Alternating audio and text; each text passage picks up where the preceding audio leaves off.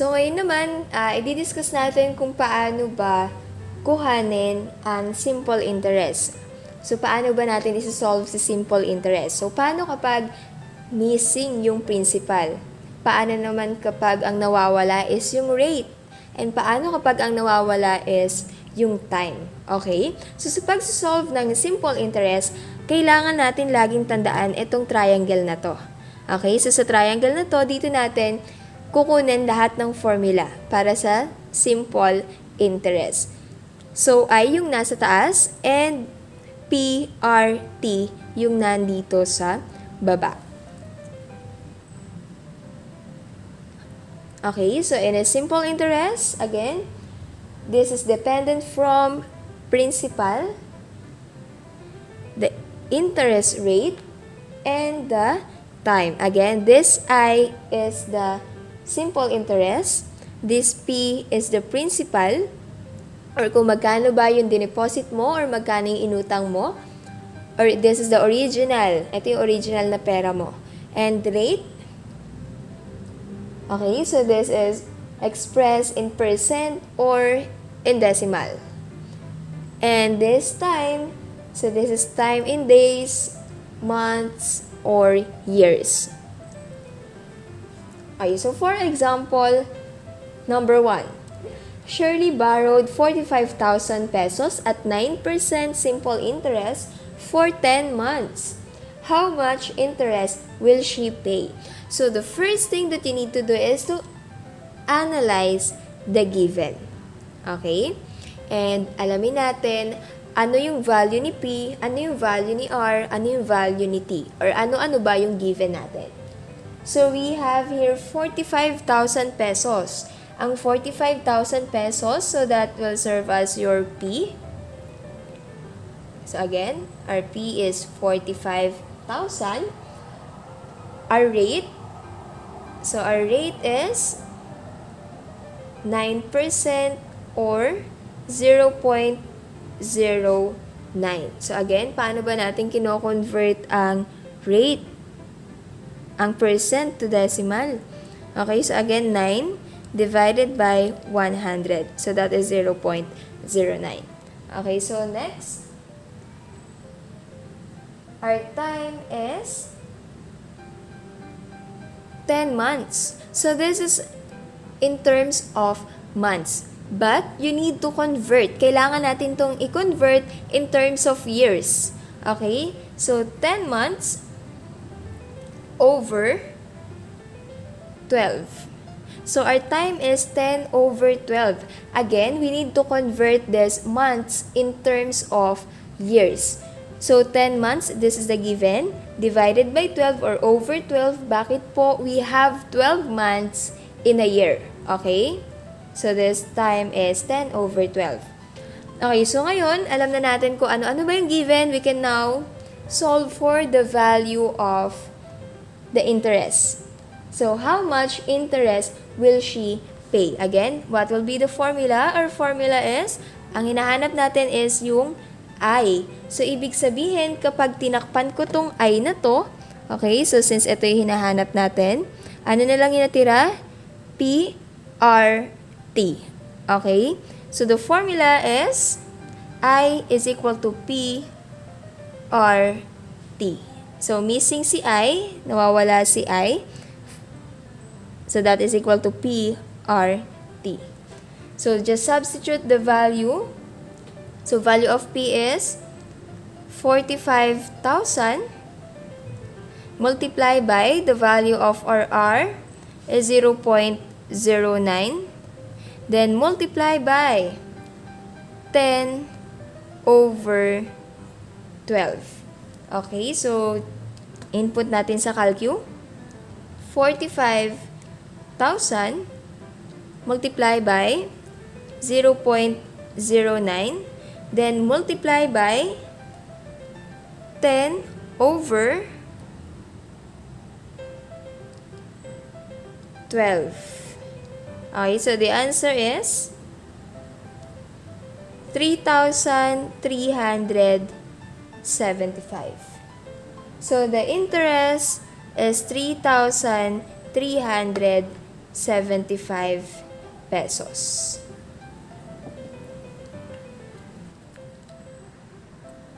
Example number 2.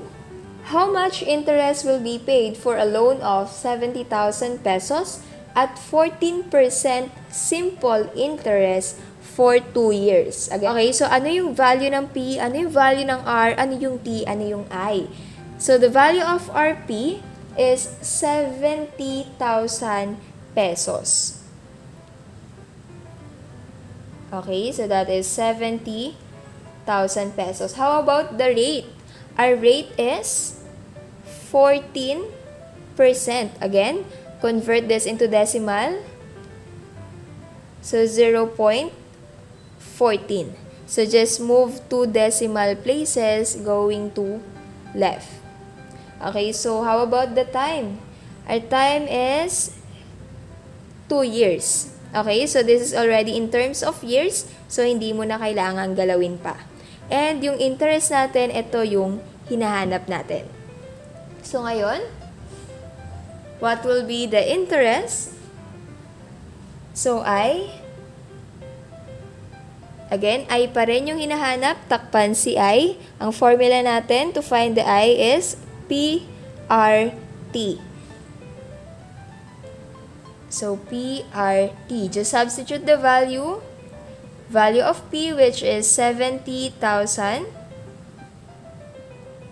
Value of RR, which is 0.14.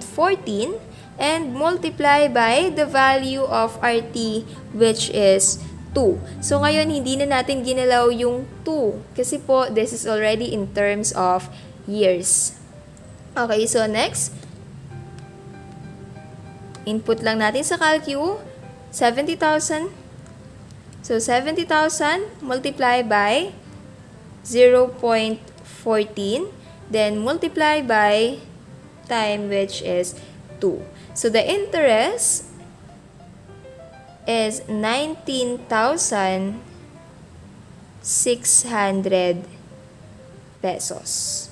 Okay, so again, ang interest is 19,600 pesos. Okay, so for example number 3, how much interest will be paid for a loan of 24,000 pesos at 20% ordinary simple interest for 80 days?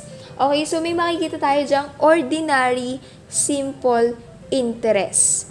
Okay? And yung time natin is in terms of days. So, kapag may nakita tayong ordinary simple interest,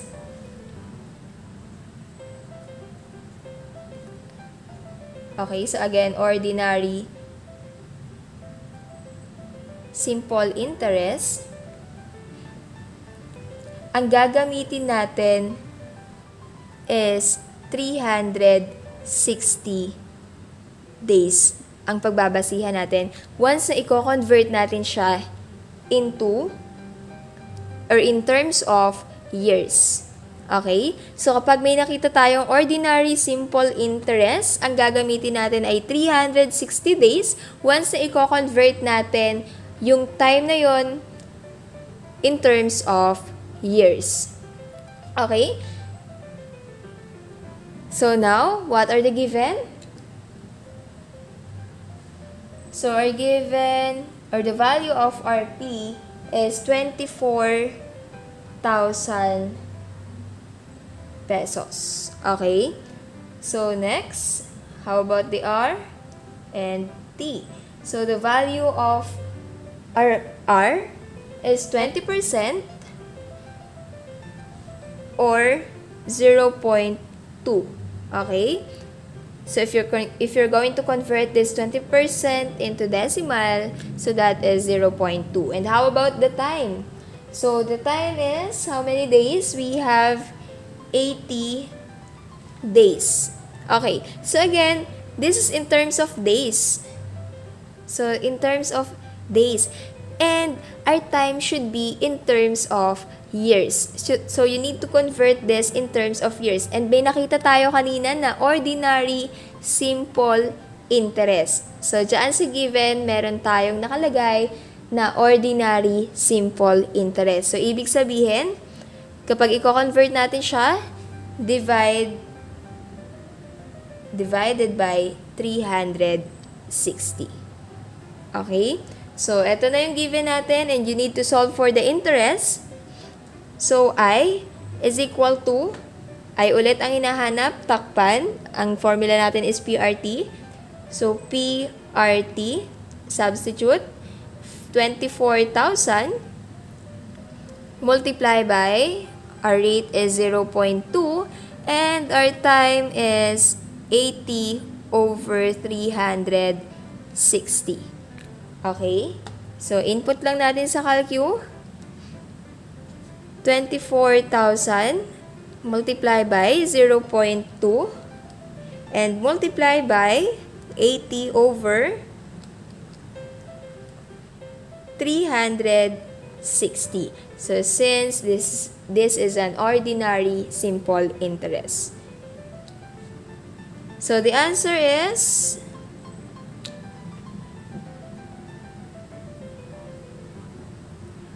1,066.67. Okay? Again, the interest is 1,066.67 pesos.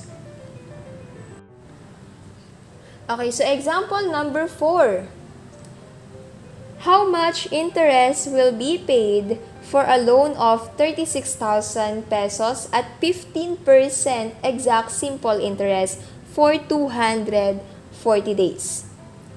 So, kanina, meron tayong ordinary simple interest. Kapag ordinary simple interest, 360 days ang pagbabasihan natin. And ngayon naman, meron tayong exact interest. Okay? So, kapag exact interest na ang given, ang pagbabasihan na natin ay 365 days. Again, pag ordinary, 360 days. Kapag exact, 365 days. So, the value of our P or our principal is 36,000 pesos. Okay, so next, and the value of our rate or R is 15% or 0.15, and the value of our T is 240 days.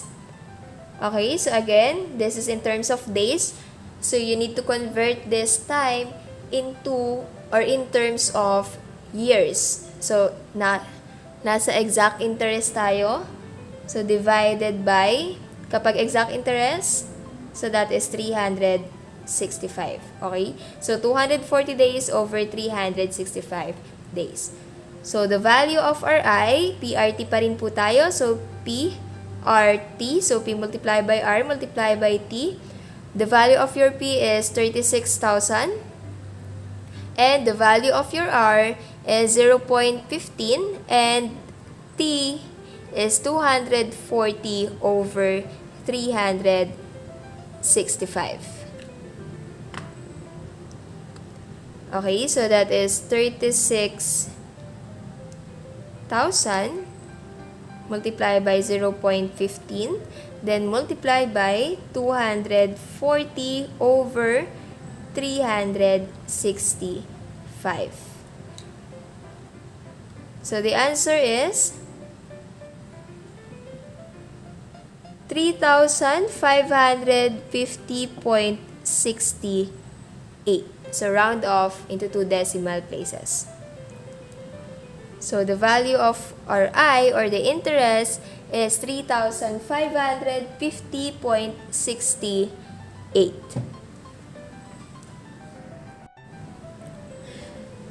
Okay, so another example. So Mrs. Ferrer wants to borrow 40,000 pesos from Julie. She is willing to pay back 45,000 pesos in 8 months. What interest rate will she pay? So, what are the given? So, we have 45,000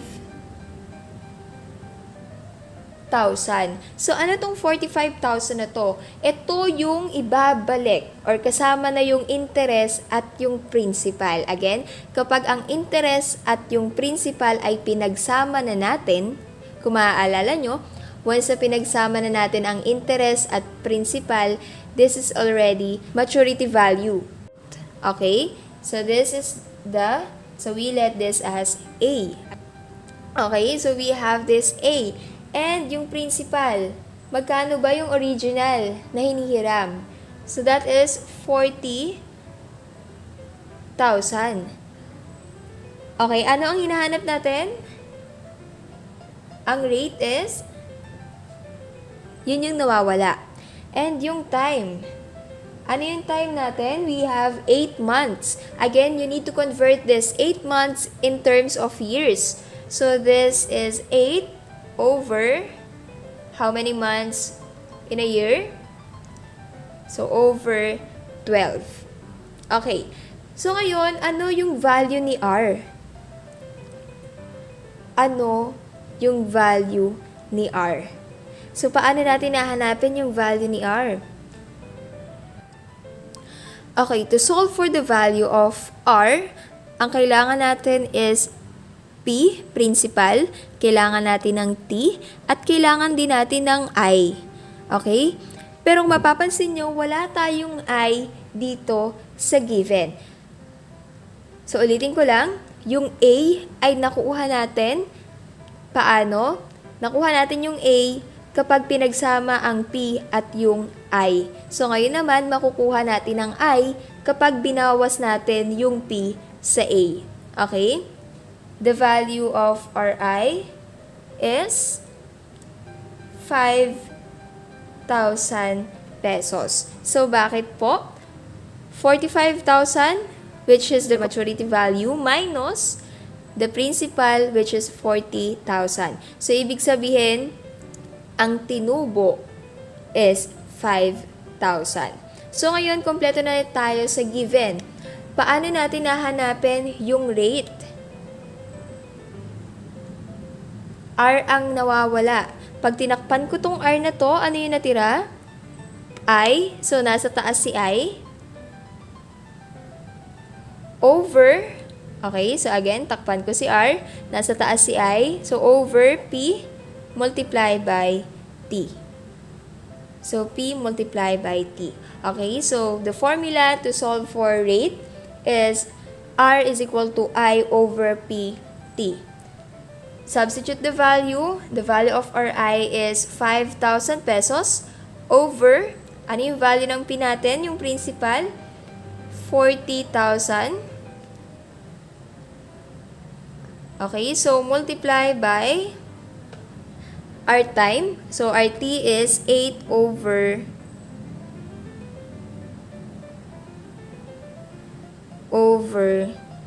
12. Okay, so that is equal to, okay, so input lang natin sa calcu.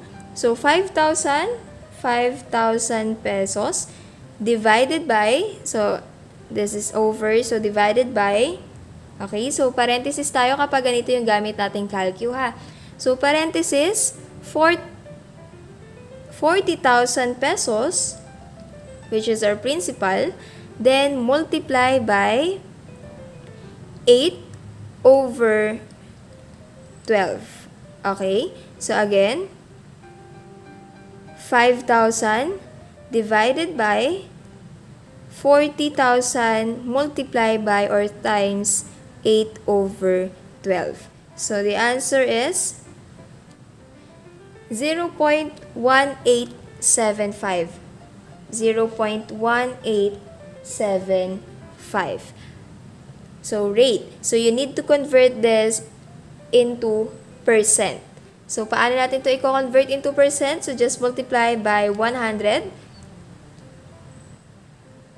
So, that is 18.75%. Or just simply move 2 decimal places papunta sa kanan.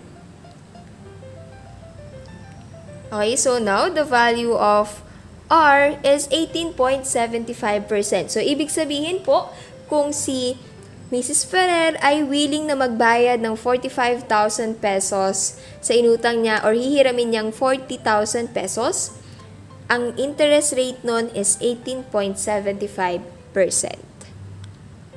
Okay, another. A loan of 50,000 pesos at 12% ordinary simple interest will require an interest of 5,000 pesos. How long will it take to reach the said interest? Okay. Tandaan natin, we have ordinary simple interest. Again, ordinary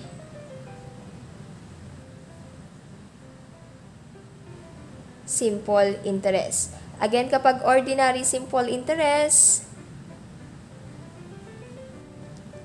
ang number of days in a year natin is 360 days lang po.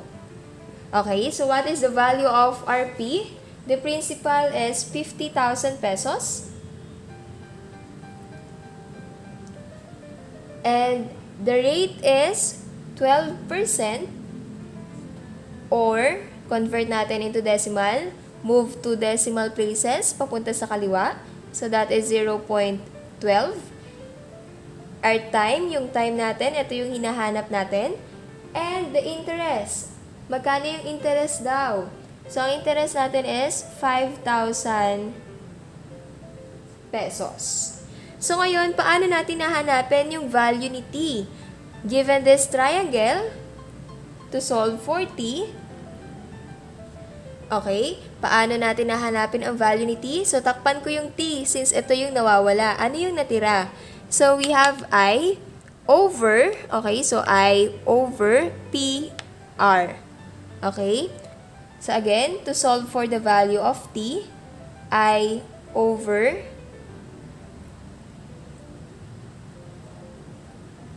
PR. Okay po.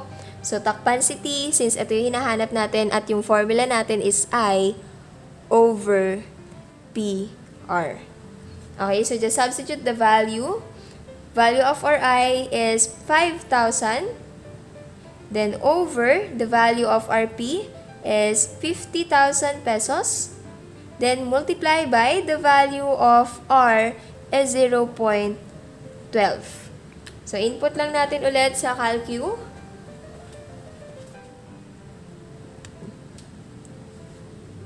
So, 5,000 divided by 50,000. So, multiply by 0.12. Okay, so again, kapag ganitong calcu ang gamit natin, maglagay tayo ng parenthesis. So, that is equal to 5 over 6. Okay, so that is equal to 5 over 6. This is in terms of years. So, ngayon naman, gagawin natin siyang in terms of days. Okay? So, kung yung una natin, in terms of days, tas gagawin natin in terms of years, kaya dinivide natin sa 360. Ngayon naman, in terms of years, gagawin natin in terms of days. So, imumultiply natin siya by 360. So, kasi po, this is ordinary simple. So, this 5 over 6, multiply by 360. So, times 360. So, the answer is 300. Again, 5 over 6 multiplied by 360 is equal to 300 days. So, now, the value of our T, or yung time natin, is 300 days. Another, an investment of 42,000 pesos at 16% simple interest will yield an interest of 33,600 pesos. How long will it take to accumulate the said interest? Okay, so what is the value of RP? So the value of RP is 42,000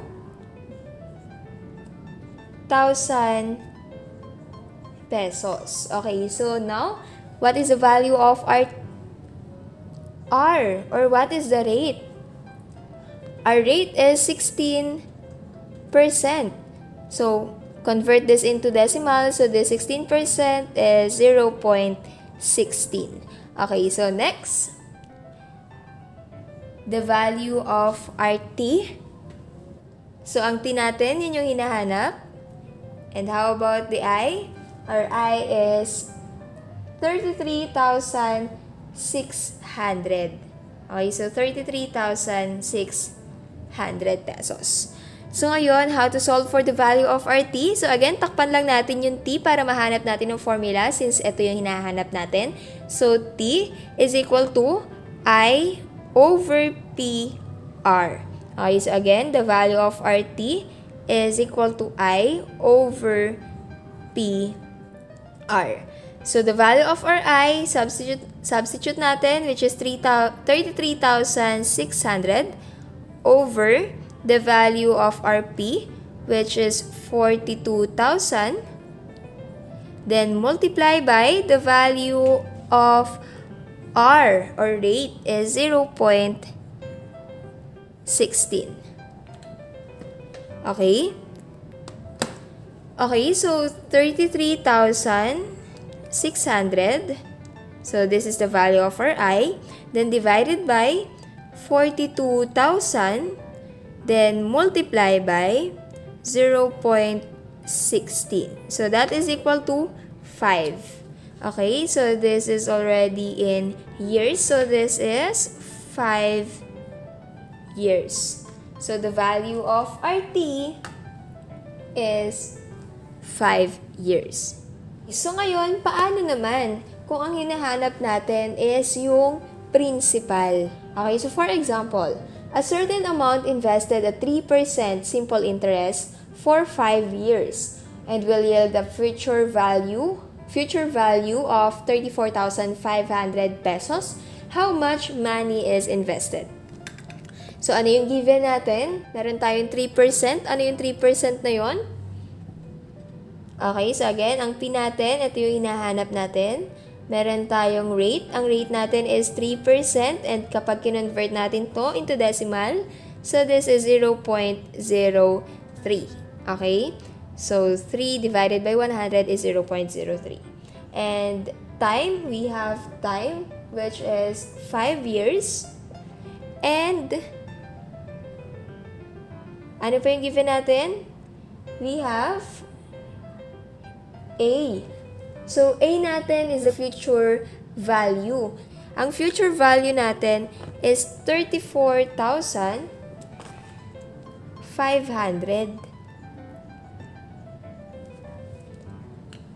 Okay, so ngayon, ang hinahanap natin ay yung principal. So, paano natin nahanapin yung value ni P? So, paano ba natin kinuha itong A? So, sabi natin, when we say A, this is the sum of the principal and interest. Okay? Kapag sinabi nating A, ito yung sum ng principal and interest. So, para makuha natin yung value ni P, ang i-apply natin dito is yung formula kung paano natin kinukuha itong maturity value. Okay? So, paano natin ulit nga nakuha ang maturity value or yung A? So, sabi natin, this is the sum of the principal and interest. So, this is P plus I. Okay? Wala tayong value ni I. Wala rin tayong value ni P. Okay, so A is equal to, so same lang naman ito sa formula na P plus, ang I, paano natin nakukuha yung I? So, I is equal to PRT. So, ibig sabihin, sa halip na I ang ilagay ko dito, pwede kong ilagay si PRT. Okay? So, ngayon, given si R, given si T, given si A, ang hinahanap natin is P. So, paano natin kukunan yung formula to solve for the value of P? So, this A, itong P pwede kong i-factor. Okay, i-factor out. Pwede kong ilabas. Bakit po? meron silang common factor which is P. So, pag nilabas ko si P, ano na lang yung matitira? P divided by P, 1 na lang po ang natira para sa term na to. So, plus PRT, nilabas ko si P, ano na lang yung natira dito? RT na lang. Okay, so ibig sabihin, to solve for A or the maturity value, pwede natin gamitin ang P plus I. Pwede rin natin gamitin ang P plus PRT. And same lang din naman siya sa formula na A is equal to P multiplied by 1 plus RT. So ngayon, makukuha na natin ang value ni P. How? Okay, so how? P lang ang kailangan natin. So divide both sides by 1 plus RT. So divide by 1 plus RT. Okay, so cancel. What will be the formula? RP is equal to A over 1 plus RT. So ngayon, pwede na nating i-substitute lahat ng value na meron tayo. Okay, so meron tayong, so P is equal to A. Ang value ng A natin is 34,500. So, 34,500, then over, ang value, or 1, so 1 plus, ang value ng R natin is 3% or 0.03, so 0.03, then multiply by, the value of RT or time is 5. Okay, so next, so P is equal to, input lang natin ulit sa calcu, 34,500 divided by, ayan, so maglagay tayo ulit ng parenthesis, so divided by 1 plus, okay, so 0.03 multiply by 5. So the answer is 30,000 pesos. So, our P is 30,000 pesos.